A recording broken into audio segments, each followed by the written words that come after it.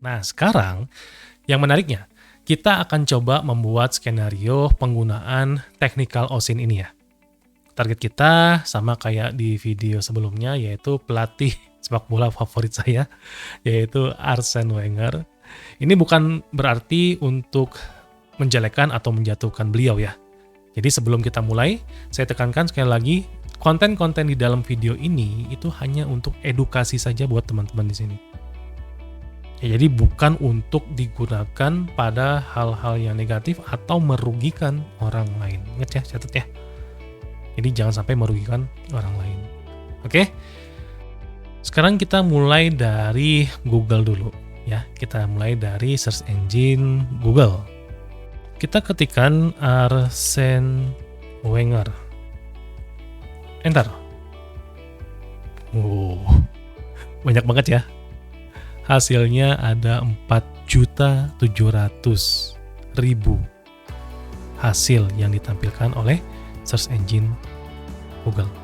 Pertanyaannya, bagaimana search engine itu dia bisa menampilkan 4.700.000 halaman web yang ada di seluruh dunia yang mengandung kata Arsene Wenger ini?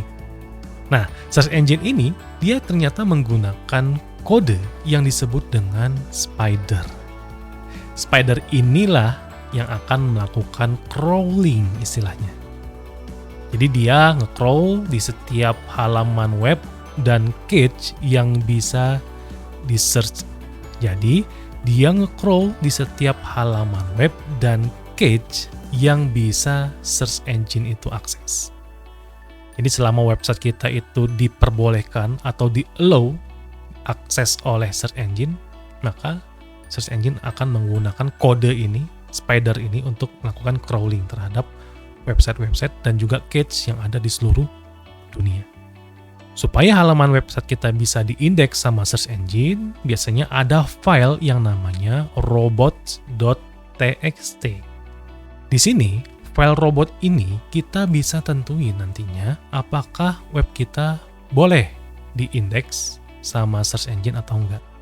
Jadi bisa saja kalau teman-teman punya websitenya nggak mau diindeks sama Google. Jadi kalau orang-orang searching, Google nggak akan nampilin websitenya. Bisa kok. Nah, caranya adalah kita main di file robots.txt ini. Ya, jadi seperti itu konsep search engine. Terus, kalau udah tampil seperti ini, hasilnya kan banyak tuh. Biar lebih spesifik hasilnya, kita pakai yang namanya operator. Misal, operatornya kita pakai in-text. Misalkan in-text. Enter. Nah, hasilnya berkurang ya. Tadi kan 4.700.000, sekarang berkurang menjadi 4.030.000. Jadi, in-text ini digunakan untuk menampilkan semua web page yang di dalam halamannya ada kata Arsene Wenger. Nah, cuman ingat, konsep di search engine itu, kalau ada dua kata, sebenarnya dia di tengah-tengahnya menggunakan operator OR. Jadi Arsene or Wenger. Jadi di belakang ini sebenarnya perintahnya adalah Arsene or Wenger. Nah, supaya bisa mencari kata dua langsung sekaligus, kita gunakan tanda double quote. Nah, maka ini akan menjadi satu kalimat atau satu kata. Kemudian kita enter. Nanti hasilnya, search engine Google akan mencari semua halaman website yang ada teks di halamannya itu Arsene Wenger. Bukan Arsene atau Wenger ya. Kemudian kita ingin memperkecil lagi. Kalau misalkan hanya in-text Arsene Wenger, berarti kan dia akan mencari di seluruh website yang ada di dunia. Nah, saya ingin mencari website yang di Indonesia saja. Maka saya gunakan operator yang kedua, misalkan site. Site-nya adalah .id. Ya, ini adalah TLD atau top level domain dari Indonesia. Kalau kita enter, perhatikan. Hasilnya atau hasil pencariannya itu adalah 123.000. Lebih mengkerucut. Artinya, website yang di dalam halamannya mengandung kata Arsene Wenger dan situsnya adalah .id, ternyata hasilnya ada 123.000 pencarian. Kalau teman-teman scroll terus, pasti belakangnya adalah .id, .ac, .id. Pokoknya di belakangnya adalah .id semua. Dan di dalam halaman webpage-nya, itu ada teks yang namanya Arsene Wenger. Ada juga yang namanya operator file type. Nah, file type ini kita gunakan untuk mencari tipe-tipe file tertentu. Misalkan in-text-nya Arsene Wenger, kemudian file type-nya itu adalah .pdf misalkan. Jadi yang dihasilkan oleh search engine Google ini adalah file PDF yang di dalam teksnya itu ada kata Arsene Wenger. Hasilnya berapa? Hasilnya pencariannya adalah 11.000. Jadi, operator-operator yang digunakan pada search engine ini banyak banget dan juga bisa kita kombinasikan. Nah, inilah yang disebut dengan Google Doc. Kalau teman-teman searching, misalkan pakai kata kunci cheat sheet Google Doc, maka teman-teman akan menemukan banyak yang membuat tutorial ataupun referensi terhadap operator-operator yang bisa kita gunakan di dalam search engine. Nah, ini contohnya. Ya, teman-teman bisa menggunakan in-text atau all in-text. Nah, ini beda penggunaannya. Silakan dicoba sendiri sama teman-teman. Kemudian ada in URL dengan all in URL. Ada title dengan all in title. Kemudian ada site. Nah, bedanya site apa dengan in URL, itu teman-teman bisa coba sendiri, eksplorasi sendiri penggunaannya, hasilnya seperti apa, dicatat, perbedaannya apa, ya, itu akan menjadi ilmu buat teman-teman supaya bisa lebih advance lagi melakukan pencarian dengan menggunakan Google Doc. Jadi, Google Doc ini juga merupakan bagian dari technical OSINT. Oke, sudah paham sekarang tentang technical OSINT ini seperti apa? Sekarang saya tantang teman-teman. Coba cari informasi sedetail-detailnya dari teman kalian atau dari seorang public figure. Seberapa detail kalian bisa menemukan informasi-informasi dari target tersebut. Tapi ingat ya, ini untuk pembelajaran saja, bukan digunakan untuk merugikan orang tersebut atau si target tersebut. No, di sini hanya untuk pembelajaran saja. Oke, menarik ya? Nah, sebelum kita akhiri, ada sedikit bonus juga nih buat teman-teman.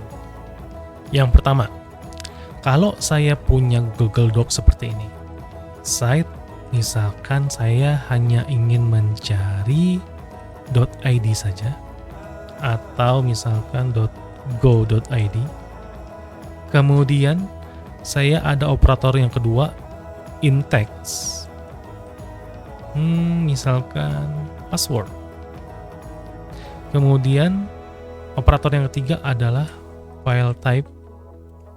Yang ingin saya cari adalah dokumen, misalkan XLS. Kemudian enter. Kalau teman-teman tahu jawabannya, tolong tulis di kolom komentar. Oke? Itu yang pertama. Bonus yang kedua adalah siapa di sini yang seneng selfie, yang seneng fotografi, yang seneng ngoleksi foto atau ya jepret-jepretan lah. Tapi teman-teman harus hati-hati di sini ya. Karena kenapa? Karena di setiap foto itu ada yang namanya metadata. Dan salah satu informasi pada metadata di foto itu ada GPS location. Gak percaya? Sekarang kita buktikan. Silakan teman-teman masuk ke websitenya pic2map.com. Oke. Kalau teman-teman punya foto, silakan diupload. Nanti dia akan melakukan analisis foto tersebut dan akan menampilkan metadatanya. Ya. Tapi sebagai contoh, kita ambil foto-foto yang ada di sini. Misalkan saya ambil fotonya yang ini. Oke, perhatikan, ini titik lokasinya. Ya. Metadatanya mana, Pak? Metadatanya ada di sini. Ini semuanya informasi-informasi pada foto tadi. Ya, mulai dari informasi dari kameranya, model, brandnya, kemudian juga konfigurasi seperti shutter, focus numbernya, ISO speed, dan seterusnya, sampai dengan focal length.